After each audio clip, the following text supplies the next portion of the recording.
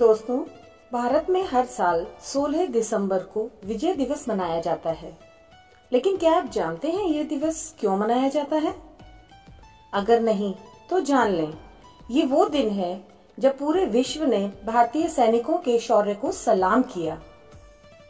यह वो दिन है जब भारतीय सैनिकों ने अपनी वीरता और साहस से पाकिस्तान के 93,000 सैनिकों को घुटनों पर ला दिया और पाकिस्तान के 2 टुकड़े कर बांग्लादेश को बनाने में प्रमुख भूमिका निभाई। आइए हम जानते हैं 1971 में भारतीय सैनिकों द्वारा लिखी गई इस वीर गाथा को। भारत पर हवाई हमले के बाद शुरू हुआ युद्ध।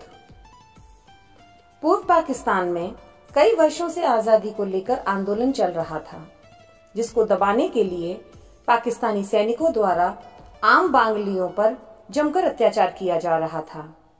इस दौरान भारत ने भी इस आंदोलन को समर्थन दे दिया।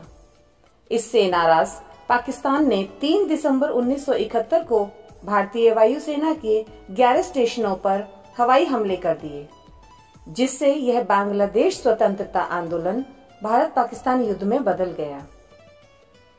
भारत की प्रधानमंत्री इंदिरा गांधी ने उसी वक्त आधी रात को ऑल इंडिया रेडियो के जरिए पूरे देश को इस हमले की जानकारी देते हुए युद्ध की घोषणा कर दी।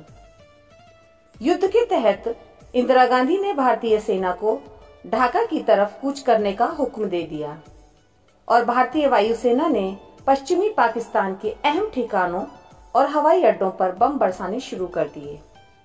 भारत ने 4 दिसंबर को शुरू किया ऑपरेशन ट्राइडेंट। भारत ने इस युद्ध में जीत हासिल करने के लिए 4 दिसंबर को ऑपरेशन ट्राइडेंट शुरू किया।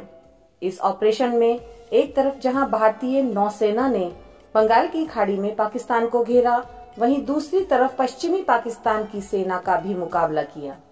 भारतीय नौसेना ने 5 दिसंबर को कराची बंदरगाह पर बमबारी कर नौसेना मुख्यालय व बंदरगाह को पूरी तरह तबाह कर दिया। भारतीय सैनिक अपनी बहादुरी से पाकिस्तानी सैनिकों को हर मोर्चे पर पीछे खदेड़ते रहे।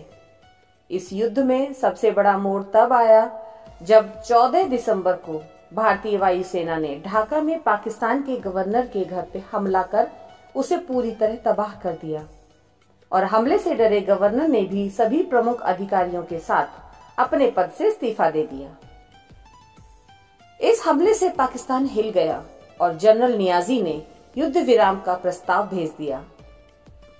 युद्ध के 13वें दिन 16 दिसंबर को भारतीय सेना के जनरल जैकब को सेना प्रमुख मानेकशॉ का मैसेज मिला कि वे तुरंत ढाका पहुंचें और पाकिस्तानी सेना के आत्मसमर्पण की तैयारी करें। इस आदेश से उस समय जैकब परेशान हो गए, क्योंकि उस समय भारत के पास केवल 3,000 सैनिक थे और वे ढाका से 30 किलोमीटर दूर थे। वहीं दूसरी तरफ पाकिस्तानी सेना के commander lieutenant general A.K. Niazi के पास ढाका के अंदर ही 26,400 सैनिक थे। हालांकि इसके बाद भी भारतीय सेना ने इस युद्ध पर पूरी तरह से अपनी पकड़ बना ली। वहीं भारत के पूर्व सैन्य कमांडर जगजीत अरोड़ा अपने दल बल समेत 1-2 घंटे में ढाका लैंड करने वाले थे और युद्ध विराम भी जल्द समाप्त होने वाला था।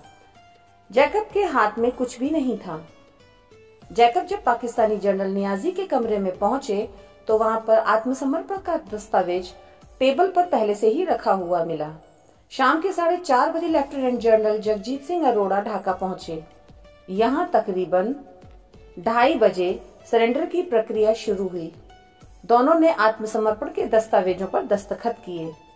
नियाजी ने अपना रिवॉल्वर जनरल अरोड़ा के हवाले कर दिया। उस समय लगभग 93,000 पाकिस्तानी सेना ने आत्मसमर्पण किया था। यह युद्ध भारत के लिए ऐतिहासिक रहा और पाकिस्तान को शर्मनाक हार का सामना करना पड़ा। इसलिए देश भर में भारत की पाकिस्तान पर जीत के उपलक्ष्य में 16 दिसंबर को विजय दिवस के रूप में मनाया जाता है। माना जाता है कि इस युद्ध में करीब 3,900 भारतीय सैनिक शहीद हो गए थे और लगभग 9,851 घायल हुए थे। वहीं पाकिस्तान के कई हजार सैनिकों की मौत हुई थी।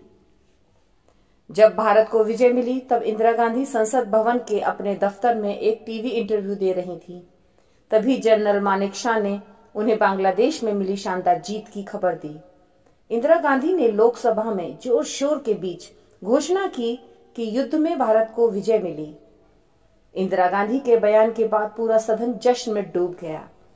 इस ऐतिहासिक जीत की खुशी आज भी हर देशवासी के मन को उमंग से भर देती है। हमें नाज है ऐसी साहसी सेना पर और एक हिंदुस्तानी होने पर। जय हिंद, जय भारत। धन्यवाद।